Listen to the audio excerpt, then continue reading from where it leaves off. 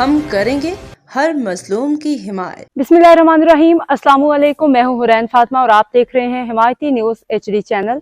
नजर डालते हैं आज की अहम खबरों पर। मलीर PS 87 में पानी की शदीद बहरान के खिलाफ एहतजाज, मुतअद्दिद देहात पीने के पानी से महरूम। कराची से रोजनामा हिमायती न्यूज के senior chief crime reporter Haji Abdul Ghani बारीजू के मुताबिक मलीर के हल्का PS 87 में पानी के शदीद बहरान के खिलाफ UC चश्मा गोट, उस्मान दाऊद गोट, जट गोट और खास अली गोट के मकीनों ने एहतजाजी मुजाहिरा किया। मुजाहिरीन ने हाथों में प्ले कार्ड्स उठाकर पीने के साफ पानी की फौरी फराहमी का मुतालिबा किया। मुजाहिरीन का कहना था कि उन्हें तवील अरसे से पीने का साफ पानी फराहम नहीं किया जा रहा, जिसके बायस खवातीन, बच्चे और बुजुर्ग शदीद मुश्किलात का शिकार हो गए हैं। उनका कहना था कि मुतअद्दिद बार टाउन इंतजामिया, मुतल्लिका इदारों, मुंतखब नुमाइंदों को दरख्वास्तें और शिकायत दी गई हैं, मगर अब तक कोई मौसर इकदाम नहीं किया गया, जिसके बायस वो महंगे दामों पानी टैंकर खरीदने पर मजबूर हैं। एहतजाज करने वालों ने टाउन चेयरमैन, मुतल्लिका MNA और MPA पर अवामी मसाइल को नजरअंदाज करने का इल्जाम आयद करते हुए कहा कि इंतखाबात के दौरान अवाम से वादे किए जाते हैं, मगर कामयाबी के बाद बुनियादी मसाइल हल करने के बजाय अवाम को नजरअंदाज कर दिया जाता है।